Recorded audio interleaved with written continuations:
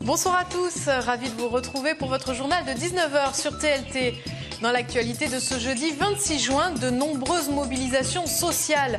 Les avocats qui poursuivent leur mouvement et les agents territoriaux qui ont rejoint le cortège mené par la CGT.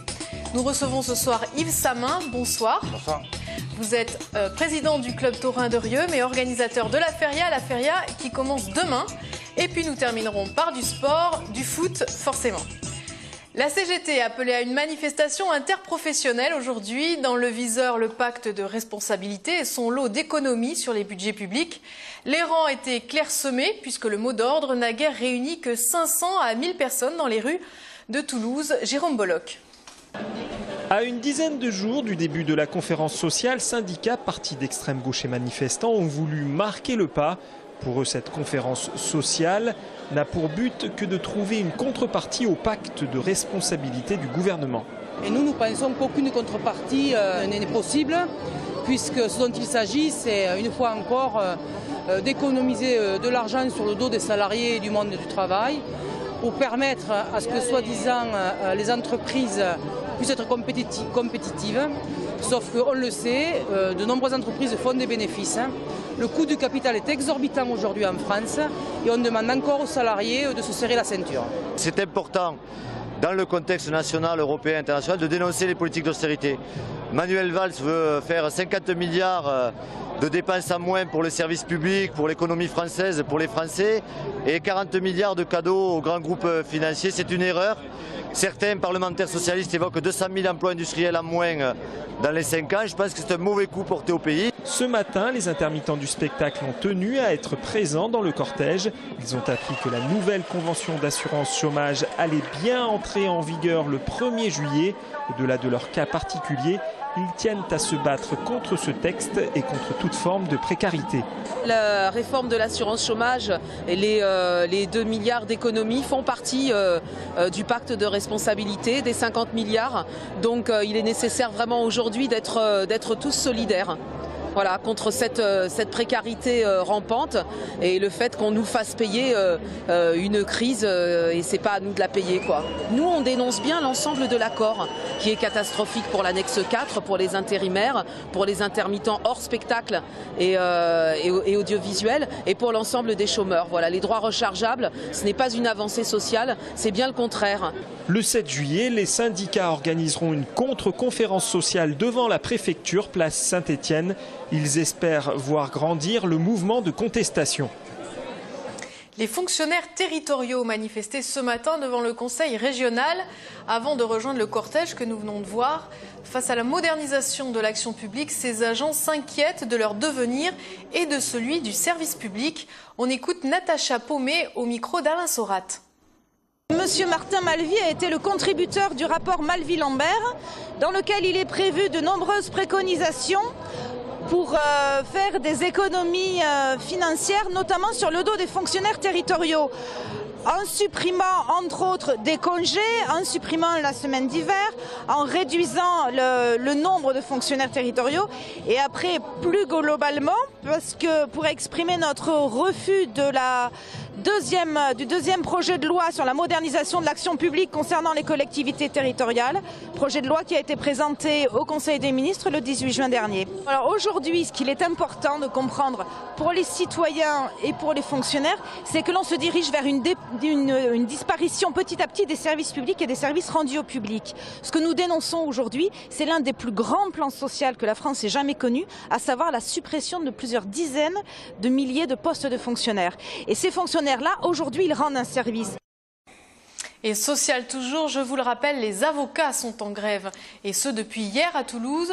Aujourd'hui, c'était une journée nationale de grève de la profession avec des renvois, des audiences. Spécificité locale, le barreau de Toulouse a déclaré un mouvement de grève illimité pour un certain nombre d'interventions.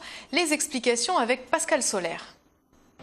Pas d'intervention en garde à vue. Grève des comparutions sur reconnaissance préalable de culpabilité.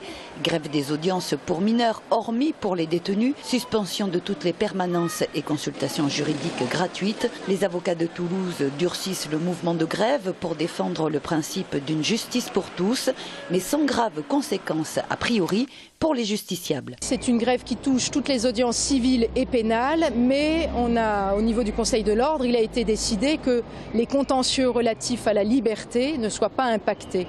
C'est-à-dire que, par exemple, devant le tribunal correctionnel, en audience de comparution immédiate, s'il se pose la question de la mise en détention du prévenu, il sera plaidé sur cette mise en détention. Donc évidemment, il faut au maximum réduire les conséquences sur le justiciable, mais pour autant, il nous faut aussi nous arrêter de travailler pour nous faire entendre. Les avocats contestent au niveau national la réforme du financement de l'aide juridictionnelle qui permet une prise en charge publique des honoraires d'avocats et des frais de justice pour les justiciables les plus modestes. Pour trouver un financement pérenne à l'aide juridictionnelle, le gouvernement envisage une taxe sur le chiffre d'affaires des avocats. La colère monte parmi les 1400 avocats du barreau de Toulouse, dont 400 à 450 pratiquent quotidiennement l'assistance aidée. On estime qu'on est simplement indemnisé des charges et de nos frais, mais on n'est pas rémunéré pour notre travail. Au prud'homme, puisque c'est un exemple que je connais, la procédure est rémunérée à hauteur de 705 € pour un an et demi de procédure, 2 audiences, une audience de conciliation, une audience de bureau de jugement et tout le travail à effectuer sur le dossier, ce qui n'est pas suffisant au regard de l'investissement. Et puis vous avez un certain nombre d'exemples en matière pénale, 45 € pour assister une victime devant le tribunal correctionnel alors qu'on y passe plus d'une après-midi. Les avocats demandent au gouvernement de doubler le budget alloué à l'aide juridictionnelle. Demain à Paris, Christiane Taubira devrait se rendre à l'Assemblée générale de la conférence des bâtonniers. Les avocats attendent des annonces positives de la garde des Sceaux, sans quoi la grève illimitée des gardes à vue, au moins jusqu'au 2 juillet, pourrait être prolongée et s'étendre à d'autres domaines, pénal ou civil. Politique à présent, majorité, opposition à la mairie, tout le monde affûte ses arguments en vue du conseil municipal de demain. Ce matin, l'opposition est revenue sur son bilan de mandat, sur les promesses de campagne du candidat Moudinque et sur le débat politique mené actuellement par le maire de Toulouse. La façon dont il a essayé de le mettre en scène nous a semblé non seulement, je dirais, ignoble, odieux, parce que des propos très durs ont été mis, mais mensongers. Par exemple, l'histoire du trou ou de ce qui manquerait n'est absolument pas vrai. D'ailleurs, demain, enfin, nous sommes en fin de séquence qui va démontrer que le bilan financier des 6 années est conforme.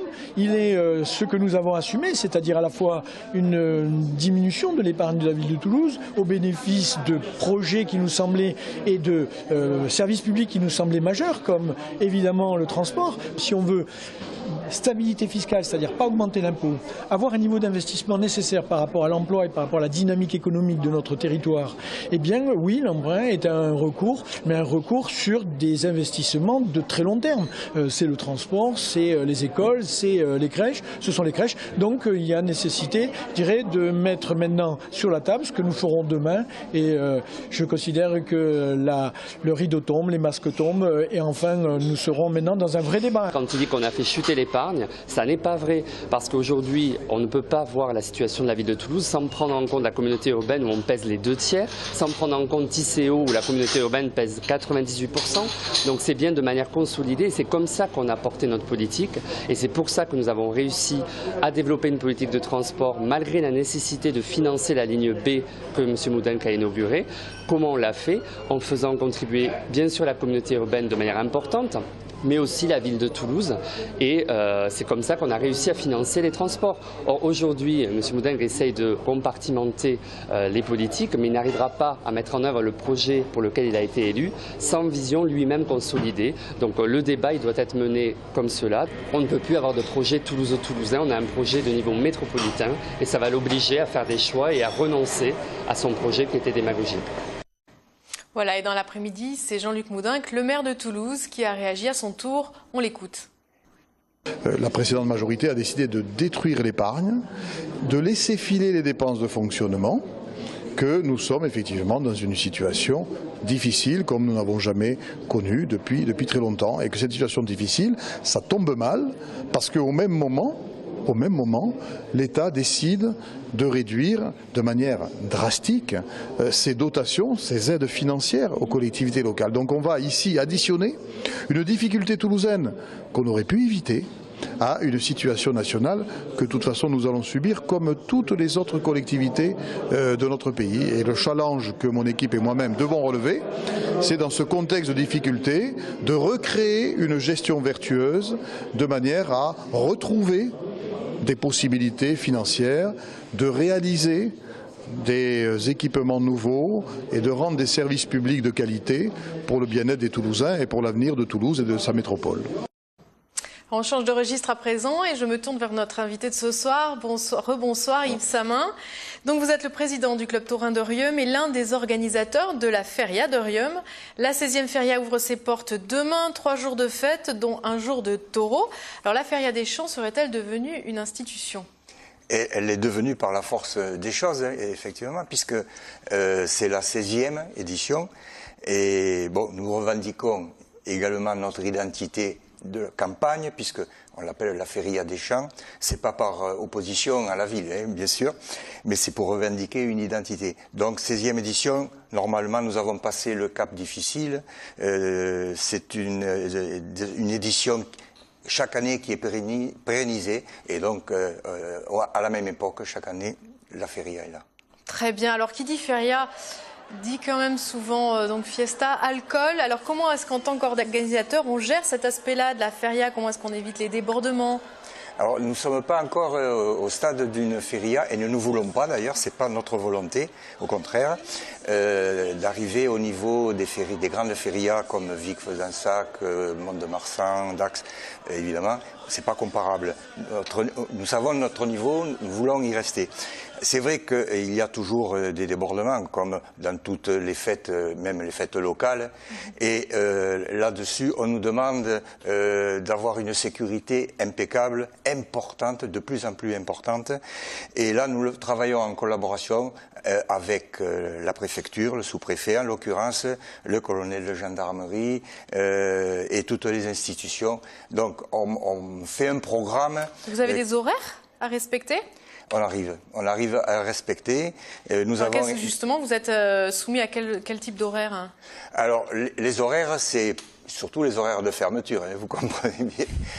Et ça se négocie un petit peu. Bon, ça se négocie au quart d'heure près ou à la demi-heure près. Ça va pratiquement jusqu'à 3h moins le quart, 3h du matin. D'accord. Voilà. Alors, côté taureau, une grosse journée dimanche. On ne peut pas ne pas parler des anti-corridas. Chaque année, vous essuyez des manifestations. Ce matin, les militants de la cause animale manifestaient devant le conseil régional. Alors, pareil, même question, comment est-ce que vous réagissez face à ces manifestations? Comment est-ce que vous les anticipez? Comment est-ce que vous leur répondez? Oui. Non, on ne les anticipe plus parce qu'on est tellement habitué à Riom à avoir des problèmes avec les anti-corridas. Vous savez qu'on a eu 15 procédures, que ce soit au pénal, au civil, à l'administratif. Nous les avons toutes gagnées. Les anti-corridas n'ont plus de recours maintenant juridique. Ils sont passés de l'autre côté de la barrière en se mettant dans l'illégalité. Et ce matin... De quelle façon ils sont passés dans l'illégalité? Ils sont passés dans l'illégalité déjà en faisant des manifestations non autorisées. Puisque maintenant ils ne viennent plus sous l'égide ou le drapeau d'une association officielle. Ils appellent ça un rendez-vous citoyen. Ils viennent indépendamment et évidemment ils se regroupent une fois sur place. Mais pour en revenir à la manifestation de ce matin, au niveau du Conseil régional, ils manifestaient contre les subventions que nous accordait cette entité et le Conseil général. Voilà. Alors, on va leur répondre que toute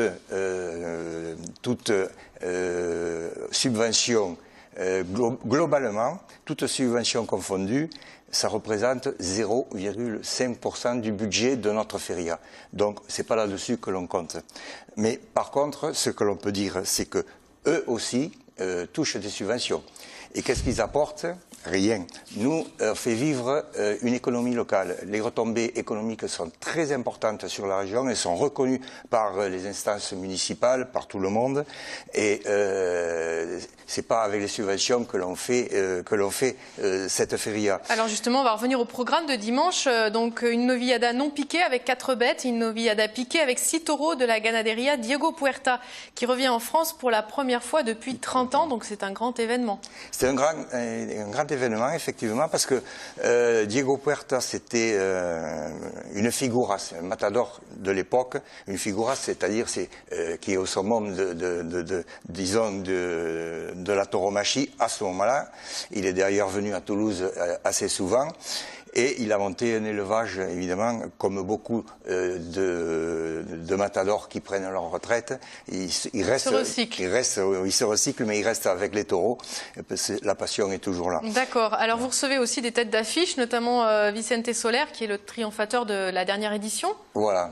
C'est une habitude. Il n'a que 19 ans. Et oui.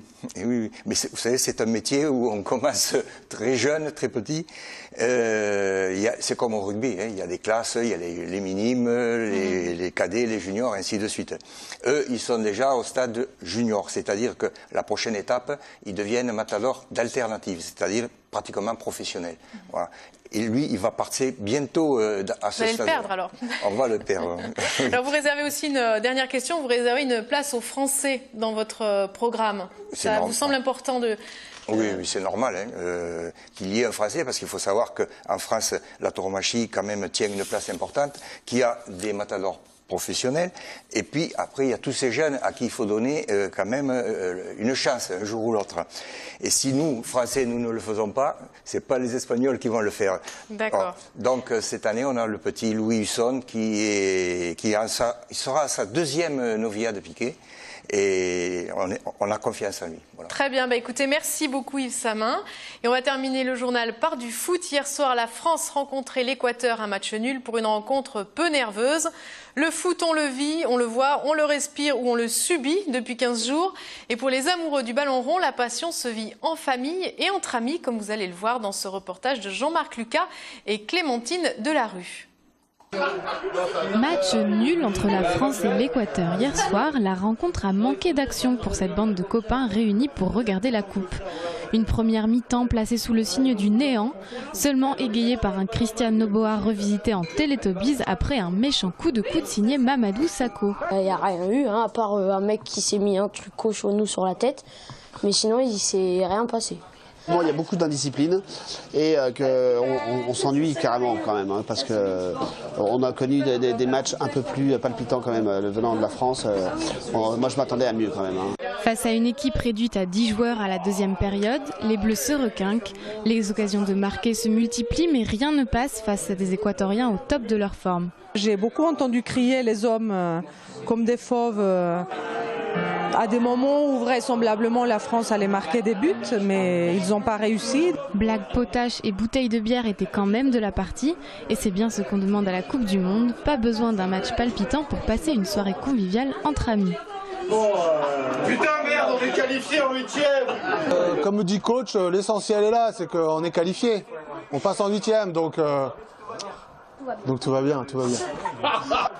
Rendez-vous lundi à 18 h. Les Bleus affronteront le Nigeria dans un match, on l'espère, un peu plus pimenté. Voilà, c'est la fin de ce journal. Merci de nous avoir suivis. Merci Yves Samin de nous avoir accompagnés. Prochain rendez-vous avec l'actualité sur TLT demain à 19 h. Très bonne soirée.